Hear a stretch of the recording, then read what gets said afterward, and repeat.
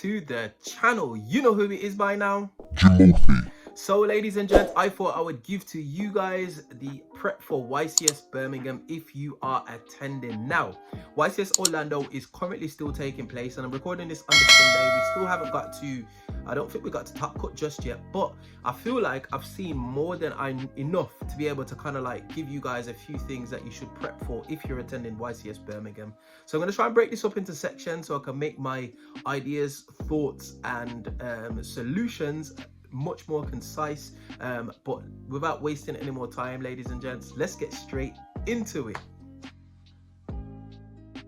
Okay, so what are the top decks that are being played right now? And it's quite painfully obvious, to be honest. We're looking at Ryzeo, pure Ryzeo that is, Ryzeo Fiendsmith, as well as Bestial Malice. Now these are the top contenders. They've been all over the featured matches. They've been all over what seems to be the venue, and this is what you're coming to expect. Now, there's a few things that you need to prep for. What is your response to Detonator? If you're playing a rogue deck and you're going to be playing into Ryzeo Detonator, what is your plan to get rid of it? Now, I have seen some quite spicy techs. I've seen Book of Moon, which is typically regarded as the lesser of the books when compared to Book of Eclipse. I still think they're both two powerful cards. Now, specifically, I've seen Steven Santoli running the double Book of Moons, or sorry, a playset of Book of Moons, or what seems to be a playset in his main deck when he was running pure Ryzeo, and it was very interesting to see, because it just outright dealt with the Detonator. There's one or two things that can happen. They could potentially pop Detonator and it goes to the graveyard and then it gets revived by Eclipse Twins, or it just gets booked and Detonator is no longer a problem, and it is a quick play spell, so it's very interesting indeed to use. You can actually kind of like pair it with Triple Tactics talents to go ahead and just kind of like influence the field. The second thing is, what are your plans for Malice? How are you dealing with the banish effect? Obviously, games 2 and 3, you're going to be side decking in Lancia, which is literally a kryptonite against Malice. One thing to note about Malice, if they do not have the correct starter in hand, or if they do not see a Malice name and a way to play, basically, they don't really do much, so it is a little bit easier to deal with them. However, if they do play, what are your plans against their full board? Hand trapping them does literally nothing unless it's something like I don't know, Nibiru for example. You need to be able to address the deck. One thing to mention is Ryzeo Mitsurugi, which is probably not one of the decks that I should have mentioned at the start of the video, but again, this deck is just so recursive. It does play into Droll a lot, so that's something that you can use to try and counter Ryzeo Mitsurugi. But there was a few things that it does which I was a little bit like, wow, I didn't realize the deck could do that. It's very recursive. Mitsurugi, Great Purification, I believe it's the trap card. That card you need to definitely pay attention to, because it can actually revive one of your Mitsurugi monsters from the graveyard on your opponent's turn. And if you revive the big level, I don't know what it is, level 8, I don't know, I can't remember off the top of my head, the level 8 Mitsurugi one that Raigekis the field on summon, that is something to be aware of, because that card is devastating, ladies and gents, very, very devastating. And the third thing is, what are your plans for the Ryzeo Fiendsmith, the Fiendsmith portion of most decks that are out there, because Fiendsmith is everywhere, ladies and gents. Even in my own locals, like Fiendsmith is all over the place. So are you taking in Bestials? If not, what is your graveyard hate? And this is something that we're going to come on to now, ladies and gents. So let's get straight into some tech ideas and options. Okay, so let's address Ryzeo first and foremost, both Ryzeo Fiendsmith as well as Ryzeo Mitsurugi. Now, typically when you've got two engines in a deck, Droll and Lockbird is always going to be a solid card. It's a Floodgate hand trap. It means they're going to access one part of the deck, and when they search, they won't be able to then easily go into the other part of their deck. So they're kind of like stuck with one part of their deck basically. And if you draw at the right time, especially if your opponent starts off with something like Bonfire for example, it's going to be very, very difficult, and typically they're just going to end on like Detonator Pass, which is something that your deck should be able to deal with, because you know that that deck or that card is definitely in the format. So Droll and Lockbird is definitely solid. Something that I seen again Steven Santoli do was use Gravekeeper's Inscription, and I thought that was the spiciest of spicy techs. It does two things. So it actually kind of cuts off the Mitsurugi part of the Ryzeo deck, and it also cuts off the Fiendsmith part of the Ryzeo deck. It also turns off Eclipse Twins, Mirror-Logic Aggregator. It does a lot for the deck. Now, you need to bear in mind that that's something that your deck needs to also play around because it affects both players. But if you can actually stop your opponent from doing said thing, it does help a lot. And a little bit like Dimension Shifter, which I'll come on to in a moment, it affects both players for 2 turns, so it's really, really solid. However, you have to activate it at the start of your main phase 1, and I don't think Extravagance is really in the format at this moment in time, but definitely something to keep in mind. If there's any other effects that you need to activate in the main phase, at the start of the main phase, just bear that in mind. But it is a very, very solid choice.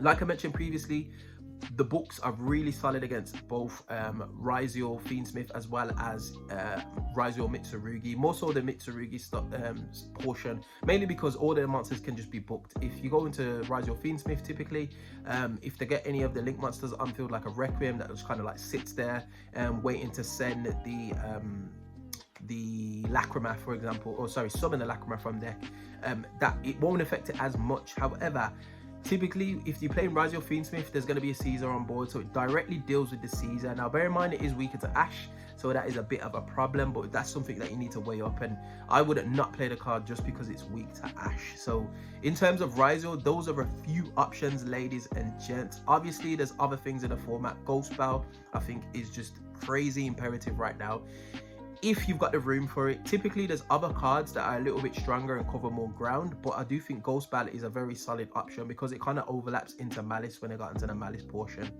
The next thing that I wanted to say was Dimension Shifter. For both the Fiendsmith and the Mitsurugi portion of the deck, it kind of just shuts off. Well, I say kind of, it completely shuts it off. I've seen a player's turn just literally stopped because it got shifted. It does force your opponent to go into a bit of a weird line, and you do need to be able to establish some kind of control over the game in order to kind of like capitalize off the Dimension Shifter. But it does shut off, like, I think which is the one that sends for cost. It sends the XYZ monster to the graveyard, the Raizio monster. I can't remember the name of it, but I'll put an image on screen. But they can't play that card.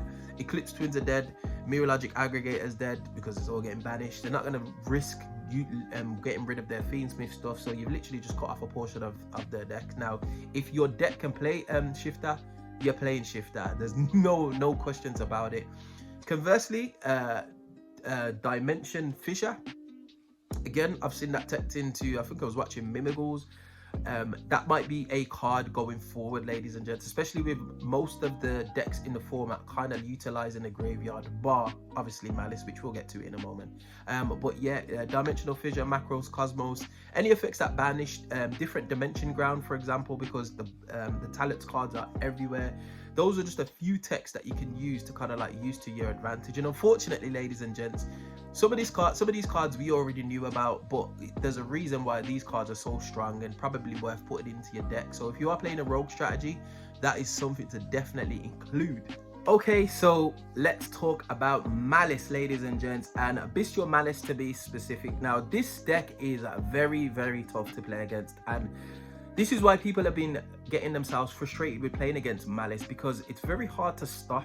There's a few kryptonites, i.e.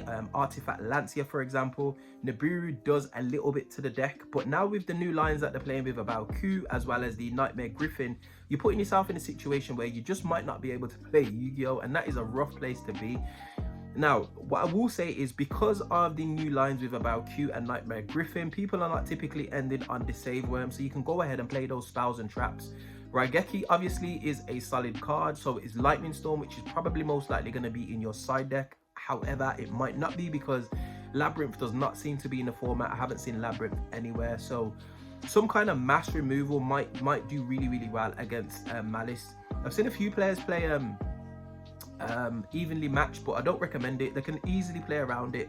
They've got a few cards that will resolve after evenly matched has resolved, so I wouldn't advise playing against evenly matched. And Dark Rule is just a no-no. So you're looking at those single targeted negates. There's a few things that you could do.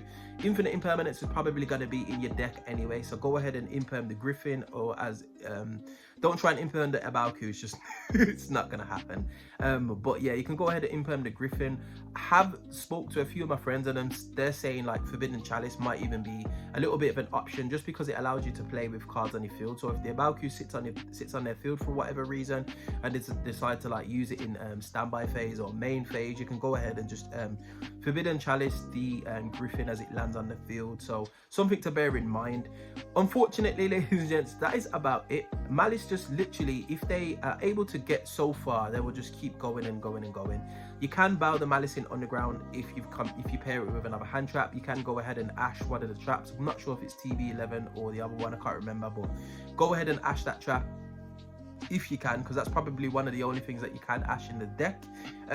Bearing in mind, if you are playing a deck that plays bearing in mind if you are playing a deck that plays light and darks, they're going to have bestials.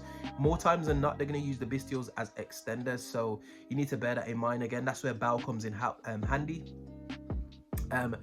But you are struggling, it's just the bottom line. You need some mass removal, you need to get rid of a way to get rid of their traps. I do recommend Lightning Storm to force out the traps early, get rid of the Malice in underground, and as well as the GWC06. It does help a lot. It just means a lot of their interactions are known then, so you're not running into imperms or anything of that nature. So keep that in mind, ladies and gents. But apart from that, Lancia is your best friend, ladies and gents, especially going second. Going first, hopefully your strategy is able enough to put up some kind of a board to stop the Malice cards from playing, and then if you back that up with like a hand trap like Artifact Lancia, it's something to bear in mind. The next thing that I would say, which covers both the decks, is the talents cards. Triple Tactics Talents and Triple Tactics Thrust. They can specifically get you into cards that will just shut down either of the strategies, whether that's Bestial, Fiendsmith, Malice, whatever you want to call it, Rizio. There's blowout cards there, D-Barrier being one. Obviously I mentioned Gravekeeper's Inscription, although you can only use that at the start of the main phase. Different Dimension Ground is really solid against the right matchup. There's just a few things that it can tech into, so it's worth keeping that in mind, ladies and gents, and having that in your back pocket if you've got access to the talents cards. You should have Triple Tactics Talents, and what I will say is, if you're playing a strategy that's fairly flexible, that doesn't pseudo lock you or is not too xenophobic, put Zeus in your extra deck, because you're taking Caesars, you're taking Detonators, you're taking Duo Drives all day. Now, one other thing I wanted to mention, I know there's a lot of information in this video, ladies and gents. Abyss Dweller is in the format. If you've got a graveyard reliant deck, like I was talking about Gravekeeper's Inscription, you need to deal with the Abyss Dweller.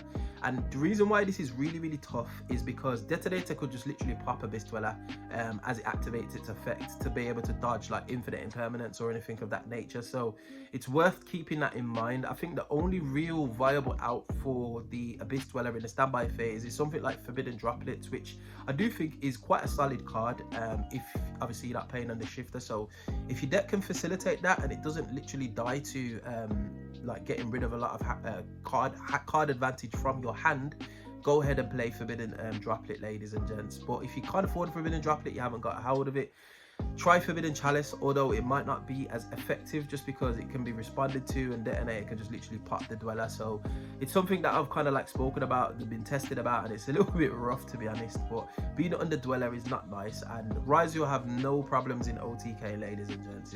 It's not even a joke. So yeah, let's keep that in mind. Okay, so the last thing I wanted to mention is for you rogue players out there. Now, if you're planning to take anything rogue to YCS Birmingham, it's worth keeping in mind you need to know your deck inside out, and that includes rulings. There's been a few rulings that I've been watching or witnessing that a few people have been getting wrong, and it's worth knowing about them in order to kind of like be able to either spot them when they come up or play around them. Now, I've seen a Malice player, I think it was on stream as well, try and activate his trap card by banishing one of the Malice monsters that was unfilled. However, the trap card had been set for a turn, so they didn't need to banish the Malice monster in order to activate that turn, because it was already set, and obviously that can snowball advantage. I think he banished the White Binder, and I think Billy Break was like, no, stop. So that's something to keep in mind, because players will, I don't think that was intentionally cheating on his behalf, excuse me, but it was just something that he probably had a bit of an oversight on and forgot to do it correctly. So that is something to bear in mind, ladies and gents. The second thing is, make sure your deck can run non-engine. Now, I've been testing Sword Soul, and unfortunately at the moment it's not in a place where I would like it to be. And the reason I'm mentioning Sword Soul specifically is because it's got a high engine count. Now there isn't I was gonna say there are some decks out there that can actually get away with playing non-engine, but it's not happening. Non-engine is the way, unfortunately. You need room in your deck to be able to address specific situations and specific decks. For example, Rizio, Malice, Fiendsmith, you need space in your decks dedicated to hand traps that directly address those cards. And hand traps, unfortunately, appear to be the way to go because they're the safest option that allow you to kind of like be able to have some chance at playing Yu-Gi-Oh, ladies and gents. And that's what we're all here for. We're all here to play Yu-Gi-Oh, and hand traps will facilitate that. Your side deck does come into play, and a lot of thought needs to go into your side deck, but I do feel, in my humble opinion, hand traps are potentially the better way to go, just because you can guarantee their usage, and they've got the most coverage. I don't feel like going with a board breaker approach is necessarily the best way, only because you might not be able to play Yu-Gi-Oh, you might not be able to break boards. And if you've ever heard the age-old saying, prevention is better than cure, ladies and gents. So make sure you can stop your opponent from getting to the point where it's unbreakable, and kind of like soften their end board so you can go ahead and play Yu-Gi-Oh when it's your turn. And that is it for YCS Birmingham. Make sure you got yourself a suitable mat, as well as suitable sleeves. If you are double sleeving, make sure you've got one set of sleeves that are clear, so obviously judges can't pull you up on things like that. Make sure your deck is registered on Neuron. Don't be like me and do what I did and not register a complete extra deck like a noob cannon, and just go to the go to like nationals or YCS with like 3 monsters in your extra deck. So make sure Neuron's all registered. Make sure you are registered on Neuron and it's linked correctly, because we've been having a few issues with that at locals where people have got multiple Konami IDs and they're using the wrong Konami ID for locals and then using a different one for Neuron. It just gets messy, so you need to just tidy that all up, ladies and gents. Make sure you're ahead on your rulings. Make sure you know your interactions. If you are playing a rogue deck, Godspeed to you. I've seen the Mimigal gang actually kicking some butt, and it was very, very refreshing to see. Not too sure how far we got in the tournament, but just seeing them get that far in a format where Detonator is blowing things up left, right, and center, and Malice are just banishing cards left, right, and center, is very, very impressive. So something to keep in mind.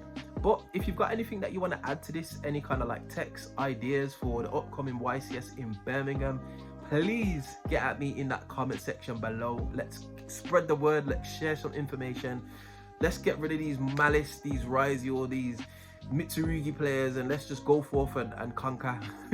Hey, who knows, I might have been playing one of those strategies myself. Still haven't decided on the deck, by the way, but yeah, that's something for another video. But we find ourselves at the end of another video. If you did enjoy this content, you know what to do by now.